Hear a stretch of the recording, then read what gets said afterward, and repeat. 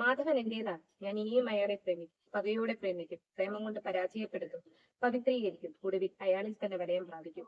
അങ്ങനെ ഈ കഥ അവസാനിക്കും. കെ.ആർ. മീരയുടെ മീരാ സാധു എന്ന വളരെ മനോഹരമായ നോവൽ അവസാനിക്കുന്നത് ഇങ്ങനെയാണ്. അതെ, ഞാനിന്ന് നിങ്ങളെ പരിചയപ്പെടുത്താൻ പോകുന്നത് സ്വതന്ത്ര പത്രപ്രവർത്തകയും എഴുത്തുകാരിയുമായ കെ.ആർ. മീരയെ കുറിച്ചാണ്.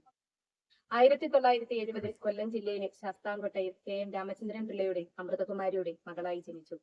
കേരള സർവകലാശാലയിൽ നിന്നും ബിരുദവും ഗാന്ധിഗ്രാം റൂറൽ ഇൻസ്റ്റിറ്റ്യൂട്ടിൽ നിന്നും ബിരുദാനന്തര ബിരുദവും നേടി. 1993 മലയാള മനോരമയിൽ പത്രപ്രവർത്തകയായി തന്റെ ഔദ്യോഗിക ജീവിതം ആരംഭിച്ചു. എന്നാൽ 2006 എഴുത്തിൽ കൂടുതൽ ശ്രദ്ധ കേന്ദ്രീകരിക്കാനായി ജോലി രാജിവെക്കേണ്ടി വന്നു. 2001 വിഷ്ണുവിൽ ആരംഭിച്ചു. 2002 അവരുടെ ആദ്യത്തെ ചെറുകഥാ സമാഹാരമായ ഓർമ്മയുടെ ഞാറമ്പ് പ്രസിദ്ധീകരിച്ചു. നിരവധി പുരസ്കാരങ്ങൾ നേടിക്കൊണ്ടായിരുന്നു മീരയുടെ പിന്നീടുള്ള സാഹിത്യയാത്ര. സ്ത്രീയെ മനസ്സിലാക്കി ചുരുക്കം ചില എഴുത്തുകാരികളിൽ ഒരാൾ.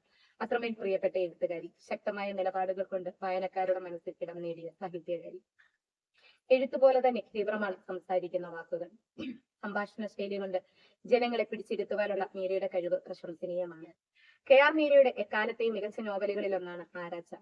ഒരു പെൺകുട്ടിയിലൂടെ ആരാച്ചാരായി തൊഴിൽ ചെയ്യുന്ന വംശപരമ്പരയുടെ കഥ പറയുന്നു. ഇത് മലയാള ചരിത്രത്തിൽ തന്നെ ഇടം പിടിക്കുന്നു. 2012 പുറത്തിറങ്ങിയ ഈ നോവലിന് 2013 ഓടക്കുഴൽ അവാർഡ്, കേരള സാഹിത്യ അക്കാദമി അവാർഡ്, 2014 വയലാർ അവാർഡ്, 2015 കേന്ദ്ര സാഹിത്യ അക്കാദമി അവാർഡ് എന്നിവ നേടിക്കൊടുത്തു. പ്രവാചകിയായ ഒരു പെണ്ണിനെ വ്യഭിചാരിണി എന്ന് മുദ്രകുത്തി അപമാനപ്പെടുത്തി സമൂഹത്തിന്റെ താഴെ കറകളിലേക്ക് പിൻവലിപ്പിക്കുന്ന ജസബലിന്റെ കഥ പറയുന്ന നോവലാണ് സൂര്യനെ അണിഞ്ഞ ഒരു സ്ത്രീ.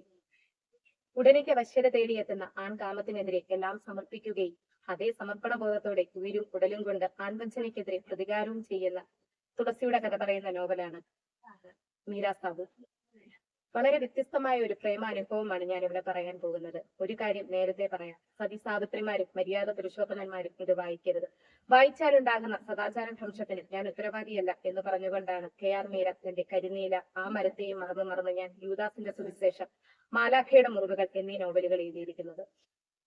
പുരുഷനാൽ ഉപേക്ഷിക്കപ്പെടുകയും പുരുഷനെ ഉപേക്ഷിച്ച് വീട് വിട്ടിറങ്ങുകയും ചെയ്യുന്ന സ്ത്രീയുടെ കഥ പറയുന്ന നോവലാണ് ഖബർ. ഇങ്ങനെ പോകുന്നു മീരയുടെ നോവലുകൾ. വളരെ സങ്കീർണമായ ആശയങ്ങളെ ഉൾക്കൊള്ളിച്ചുകൊണ്ടാണ് കെ.ആർ. മീരയുടെ നോവലുകൾ നമുക്ക് മുന്നിൽ എത്താറുള്ളത്. തികച്ചും ഒരു സ്ത്രീപക്ഷ എഴുത്തുകാരി എന്ന് പറയാമെങ്കിലും ചിലപ്പോഴൊക്കെ പുരുഷപക്ഷ എഴുത്തുകാരിയെ നമുക്ക് കെ.ആർ. മീരയിൽ കാണാൻ കഴിയും. തന്റേതായ ശൈലിയിൽ ജനമനസ്സുകളിൽ ആഴ്ന്നിറങ്ങിയ കെ.ആർ. മീരയുടെ നോവലുകൾ വായനക്കാർക്ക് എന്നും പ്രിയപ്പെട്ടതാണ്. ഇനിയും ഈ സാഹിത്യ ലോകത്തെ വിസ്മയിപ്പിക്കാൻ ഈ എഴുത്തുകാരിക്ക് കഴിയട്ടെ എന്ന് ആശംസിച്ചുകൊണ്ട് സാഹിത്യോത്സവം 2024 ഭാഗമായി എന്റെ പ്രിയപ്പെട്ട എഴുത്തുകാരി കെ.ആർ. മീരയെ കുറിച്ച് പറയാൻ അവസരം തന്ന ടാഗോർ ലൈബ്രറി ആൻഡ് റീഡിംഗ് റൂമിന് എന്റെ എല്ലാവിധ നന്ദിയും അർപ്പിച്ചുകൊണ്ട് ഞാൻ നിർത്തട്ടെ.